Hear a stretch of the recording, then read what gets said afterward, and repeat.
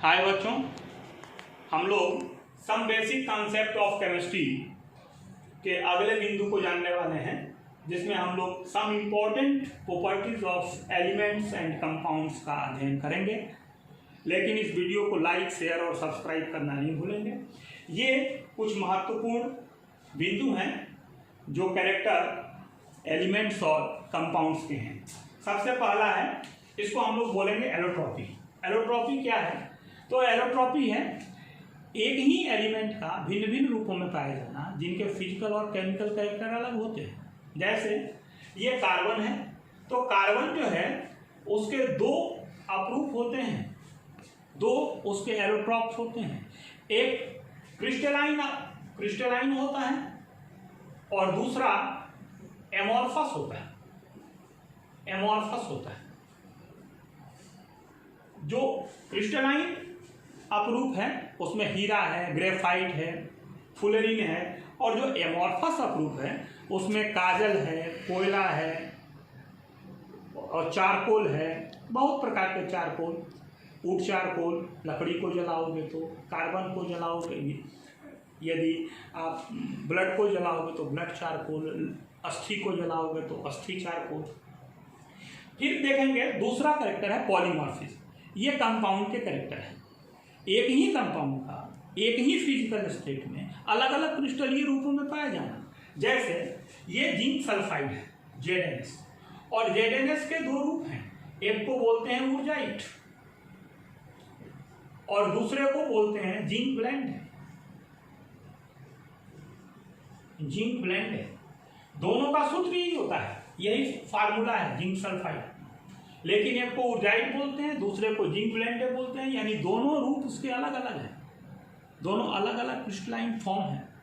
इसमें जो यूनिट हैं जिनसे मिलकर के जिंक सल्फाइड बना है, उस यूनिट का अरेंजमेंट अलग अलग है। तो इस कैरेक्टर को हम लोग बोलते हैं बहुरूपता, पॉलीमॉर्फिज्म।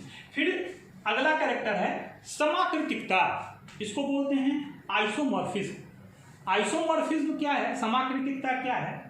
तो एक जैसे सूत्र हैं लेकिन कंपाउंड अलग अलग है, और उन यौगिकों को एक दूसरे के विलयन में रखने पर वो अपना आकार बड़ा कर लेते हैं, तो इसको समाकृतिकता कहते हैं।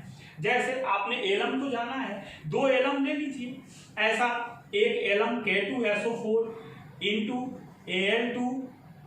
Al2SO4 का होल थ्राइस इंटू 24H2O, ये पोटास एलम है। अब कोई दूसरा एलम हम लोग ले लें, तो जैसे Na2SO4 इंटू FeSO4 Fe2SO4 का होल थ्राइस इंटू 24H2O, ये दोनों ही एलम हैं। ऊपर वाला पोटास एलम के नाम से जाना जाता है और नीचे वाला सोडियम आयरन एलम कहलाता है, लेकिन दोनों समाकृतिक हैं। इसी तरह हम लोग ड्यूक्टिलिटी के बारे में जानेंगे, तन्यता। ये एलिमेंट का कैरेक्टर है, एलिमेंट में जो मेटल होता है उसका कैरेक्टर है। उसको खींच करके तार बनाया जा सकता है, खींचने पर वो फैलता है। इस गुण को हम लोग बोलते हैं ड्यूक्टिलिटी। अगला है मैलिबिलिटी। मैलिबिलिटी का अर्थ है आघातवर्धता, यानी चोट पहुंचाने पर बढ़े। ये भी एलिमेंट का गुण है। एलिमेंट में जो मेटल होता है उसको हम लोग अगर पीटते हैं तो वो फैलता है। इसीलिए जब पढ़े लिखे लोगों में जो साइंस के जानकार हैं, उनकी जब आपस में लड़ाई होती है तो कहते हैं हम लोग मेटल हैं। इट मीन्स हम पर चोट भी पहुंचाओगे तो हम बढ़ेंगे। उसके बाद हार्डनेस, इसको हम लोग कठोरता कहते हैं। कठोरता क्या है? तो किसी सरफेस के ऊपर खरोंचने की सामर्थ्य, ये गुण कठोरता कहलाता है। जो कठोर होता है उसके खरोंचने की सामर्थ्य अधिक होती है। हाइग्रोस्कोपिक नेचर, यानी मॉइस्चर एब्जॉर्ब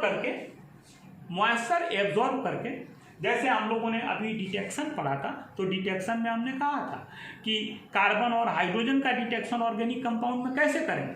तो हमने आपको बताया था कि ये जो कॉपर सल्फेट है ये पानी को एब्जॉर्ब कर लेता है, और पानी को एब्जॉर्ब करके और बना लेता है CuSO4 इंटू 5H2O, ऐसा बना लेता है। तो ये जो है ना, ये कॉपर सल्फेट जो है हाइग्रोस्कोपिक कहलाएगा, इसलिए कि ये वाटर एब्जॉर्ब करके और हाइड्रेटेड मॉलिक्यूल बना दिया। अब हम लोग बात करेंगे कि डीलिक्विसेंस क्या है। डीलिक्विसेंस का अर्थ होता है कि वाटर को एब्जॉर्ब करके और फिर गीला हो जाना, अर्थात विलयन बन जाना। अभी पहले ये Cl2 मैग्नीशियम क्लोराइड में यह गुण होता है, पहले नमक में मैग्नीशियम क्लोराइड मिला होता था, इसलिए दादी के समय, हम लोगों के दादी के समय, आप लोगों के दादी के समय नहीं, तो दादी के समय वो जिस पात्र में नमक रखा जाता था वो नमक मॉइस्चर एब्जॉर्ब करके और सॉल्यूशन जैसा बन जाता था। तो अब फ्री फ्लो नमक आने लगा, उसमें से मैग्नीशियम क्लोराइड के इम्प्यूरिटीज को निकाल दिया गया, और जब निकाल दिया गया तो फ्री फ्लो हो गया। अब कभी गीला नहीं होता है, वाटर एब्जॉर्ब नहीं करता, नमक वाटर एब्जॉर्ब नहीं करता था, मैग्नीशियम क्लोराइड वाटर एब्जॉर्ब करता था। इसके बाद इफ्लोरेसेंस, इफ्लोरेसेंस का अर्थ होता है कि वाटर छोड़ करके भरभरा हो जाना। जैसे ये सोडियम कार्बोनेट Na2CO3 × 10H2O, इसको वाशिंग सोडा बोलते हैं, वाशिंग सोडा बोलते हैं। अगर इसको छोड़ दिया जाए वायुमंडल में तो ये अपने वाटर को छोड़ देता है, Na2CO3 × H2O में बन जाता है। अपने वाटर मॉलिक्यूल को छोड़ देना इफ्लोरेसेंस उत्फुल्लन कहलाता है। ये पदार्थ उत्फुल्ल कहलाते हैं और ये घटना उत्फुल्लन कहलाती है। तो हम लोगों ने देखा कि इफ्लोरेसेंस क्या है, डीलिक्विसेंस क्या है, हाइग्रोस्कोपिक नेचर क्या है, हार्डनेस क्या है, मेलिबिलिटी क्या है, डक्टिलिटी क्या है, आइसोमॉर्फिज्म क्या है, पॉलीमॉर्फिज्म क्या है, एलोट्रॉपी क्या है। ये सारे के सारे गुण एलिमेंट के गुण थे। इसके बाद हम लोगों को जानना है, इसके बाद हम लोगों को जानना है methods of measure, methods of measure properties of matter। Properties, matter का जो प्रॉपर्टीज है उसको मेजर करने का मेथड जानना है कि उसका मेजर करने का मेथड क्या है। तो जब किसी मापन में तुलना की जाती है, किसी पदार्थ के कैरेक्टर के मापन में तुलना की जाती है, तो उसके लिए जिसका उपयोग होता है उस स्टैंडर्ड को हम लोग यूनिट कहते हैं, यूनिट कहते हैं। और सबसे पहले 1960 ईस्वी में, इन 1960 में एक पद्धति आई जिसका नाम था FPS। FPS इसको बोलते हैं फुट पाउंड सेकंड। सेकंड में समय, पाउंड में मास और फुट में डिस्टेंस। ये 1960 में आई। दूसरी CTS, सेंटीमीटर में दूरी, ग्राम में द्रव्यमान और सेकंड में टाइम। फिर तीसरी पद्धति आई, इसको बोलते हैं MKS, मीटर में दूरी, किलोग्राम में द्रव्यमान और सेकंड में टाइम। और ये तीनों की तीनों पद्धतियां, ये तीनों फ्रांस ने बताया इनके बारे में। उसके बाद एक चौथी पद्धति आई जिसको हम लोग कहते हैं SI पद्धति।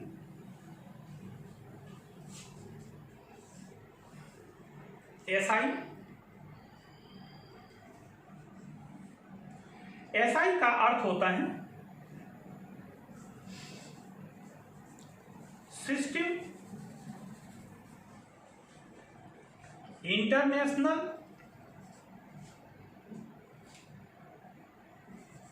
D unit. इसी पद्धति में आज के तारीख में ये सबसे सर्वमान्य पद्धति है, पूरे विश्व में इसकी मान्यता है। और इस पद्धति के 7 फंडामेंटल यूनिट है और इसी के सबके सब शेष यूनिट जो हैं इसके डेरिवेटिव्स हैं। ये फंडामेंटल यूनिट कौन कौन से हैं? तो एक तो मीटर है, मीटर, दूसरा यूनिट है सेकंड, तीसरा यूनिट है किलोग्राम,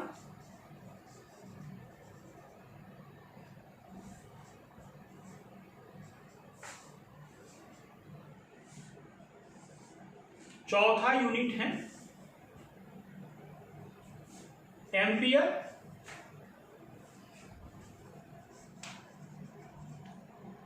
पांचवा यूनिट है कैडना,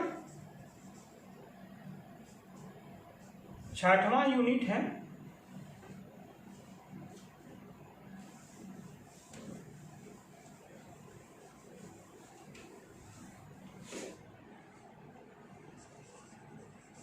मोल और सातवां यूनिट है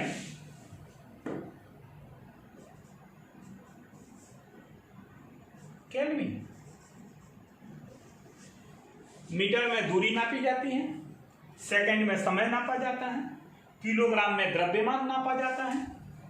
ये इसकी माप की जाती है एम्पियर में, धारा की, इलेक्ट्रिसिटी, ज्योति तीव्रता कैडला, मोल पदार्थ केल्विन, टेम्परेचर। और इसके बाद इसके सबऑर्डिनेट हैं, सहायक हैं, और सहायक में 2 यूनिट और हैं।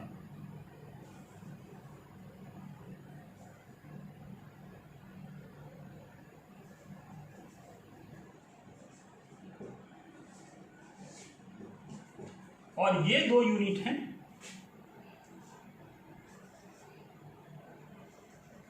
उसको बोलते हैं रेडियन और एक को बोलते हैं एस्टेरेडियन। इस दोनों में एंगल नापा जाता है, कोण। रेडियन में नापा जाता है सिंपल कोण और एस्टेरेडियन में मापा जाता है वैसे कोणों को मापा जाता है एस्टेरेडियन में जो सॉलिड में एंगल बनते हैं। तो हम लोगों ने बहुत सारी बातें, छोटी छोटी बातें यहाँ देखी। उम्मीद है कि आप इसे ध्यान में रखेंगे, इसका अभ्यास भी करेंगे, पढ़ते रहेंगे, नोट्स बनाते रहेंगे और कोरोना के लिए सोशल डिस्टेंसिंग का पालन करते रहेंगे। दूसरों को भी इन बातों की जानकारी देते रहेंगे। अगली जानकारी फिर हम लोग अगले वीडियो में प्राप्त करेंगे। Thank you.